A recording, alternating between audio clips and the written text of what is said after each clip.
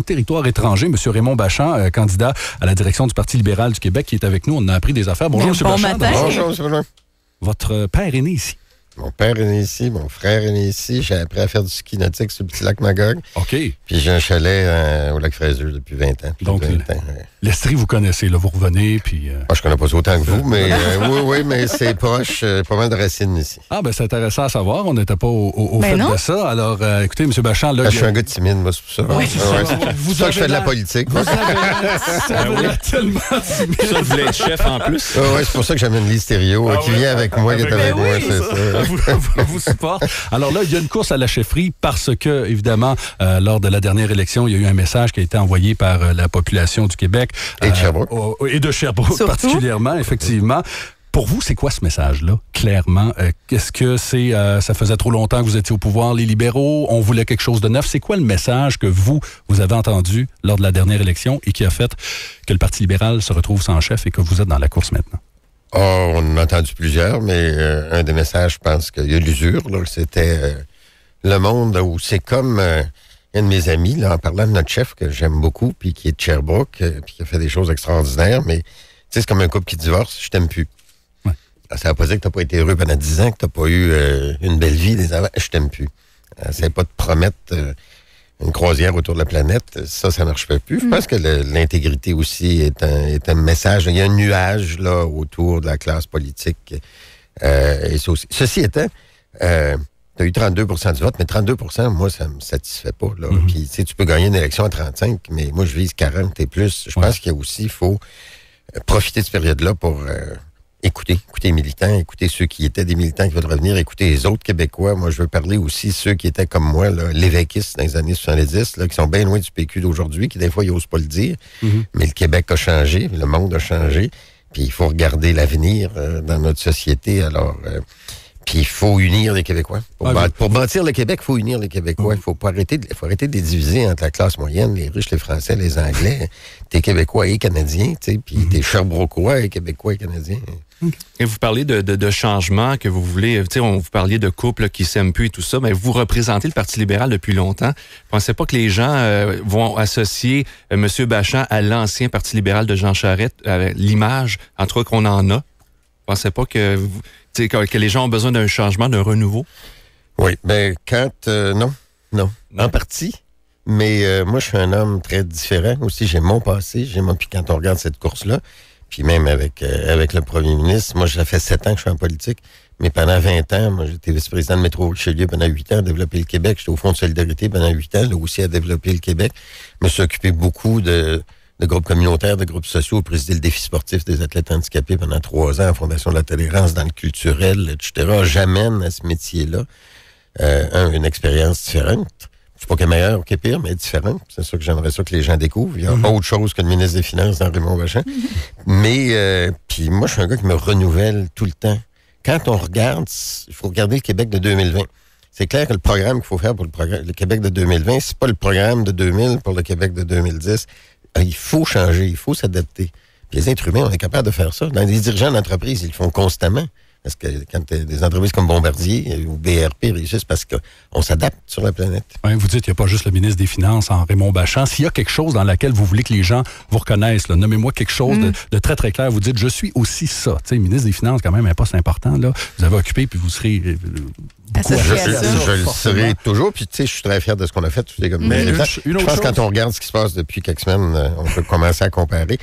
Moi, je suis un développeur, puis je suis un passionné du monde. On m'appelle le ministre du Bonheur. Le ministre du Bonheur? Mais allez, oui, vos collègues à Québec m'ont appelé ça, parce qu'au bout de la ligne, je leur disais, à un moment donné, je me suis fâché, je disais équilibrer le budget, là, puis, ou monter la taxe de vente. Là. C'est bien la dernière chose que je veux faire dans ma vie. Mais à un moment donné, ce qui est important, pourquoi tu es en politique, dans un métier qui est très, très critiqué aujourd'hui, ça c'est un métier noble, la politique, tu fais ça parce que tu aimes les gens. Là, une course à la chefferie, évidemment, là, il y a quoi? Il y a 4 candidats maintenant là, officiels. 3. Qu'est-ce que 3? Juste 3?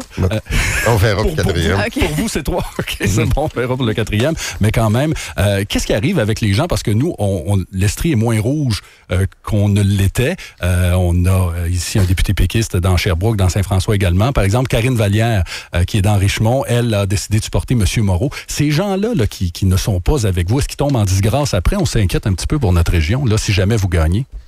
Non, puis vous allez voir qu'il y a pas mal de monde dans la région qui va m'appuyer. Vous allez voir mes racines. J'ai beaucoup d'amis dans Sherbrooke, puis le nombre de militants, là... si vous faites des paris sur le Super Bowl, mais faites attention à vos paris sur les résultats ici du nombre de délégués dans la région. On est dans la même famille, on s'aime entre les gens, entre collègues, on s'estime. C'est dangereux, une course, parce que c'est vrai qu'à un moment donné, c'est comme un match de hockey, là, t'es pas censé avoir de slap shot puis de mise en échec, puis de temps en temps, tu t'échauffes puis tu donnes une bonne mise en échec, là, même si t'es pas censé. Alors, ça peut arriver dans une course au leadership, il faut faire attention. Oui. Comment vous allez garder le Parti uni, justement, parce qu'il y a quand même 3 candidats de calibre, là, on s'entend là-dessus, là, qui sont dans la course. À la chefferie. Là. On tend la main vers les autres. Ce qui est après, oui, bien sûr. Oui. Bien sûr. Mais ce qui est important dans la course, c'est que les gens découvrent la différence entre les candidats, puis il y a leur vision du Québec qui veulent développer en 2020, et qui est le meilleur pour faire ça. OK. Je veux parler du dossier de l'amiante. C'est un dossier qui est assez chaud dans la région. Il y a le Parti québécois qui refuse de faire un fonds de diversification pour Thetford Mines. Vous en pensez quoi, vous, M. Bachand? Est-ce que c'est une bonne décision ou est-ce que vous feriez les choses autrement? Je ferais les choses autrement, c'est clair, parce que moi, là, au Fonds de solidarité, partout, ma passion, c'est l'emploi, c'est de développer les emplois du monde. C'est pas vrai que quand tu veux faire un changement, que tu t'annonces ça, garroché, sans t'asseoir avec le monde. Il y a des travailleurs, là, il y a des hommes et des femmes qui travaillent, là, puis qui, à matin, là, sont angoissés. Parce que quand tu perds ta job, là, les enfants, le matin, là, ils se disent, on va-tu avoir de quoi manger la semaine prochaine? Tu comprends que tu as des indemnités de départ, puis l'assurance chômage, mais ça met pas du beurre de pinot sur ta table pendant bien longtemps, ça. Alors, si tu veux faire un changement de même, qui est contestable, tu le planifies, tu t'assois avec les mondes, tu fais un plan de diversification, puis il faut mettre de l'argent. Si la collectivité du Québec, c'est comme peuple, là, les Québécois, des gens du plateau Mont-Royal, là, ils décident, là, parce que là, ils sont au pouvoir, qu'ils veulent fermer l'amiante, là, on a une responsabilité d'aider centaines de travailleurs qui sont là. Vous êtes dans l'ex-comté. Je vais m'échauffer, là. On va rester drôle, là. Non, mais... C'est un dossier qui me tient à cœur, on le sent, là.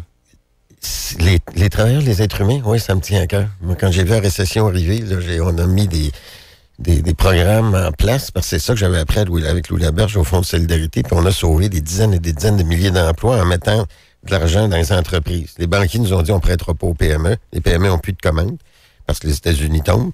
Qu'est-ce que tu fais d'habitude? Tu fais des mises à pied. Si tu prêtes à l'entreprise pendant 1 an, les bonnes entreprises, ils gardent leurs travailleurs. Puis c'est pour ça qu'on est passé à travers la crise économique. Il n'y a rien que ça qui compte les gens qui travaillent.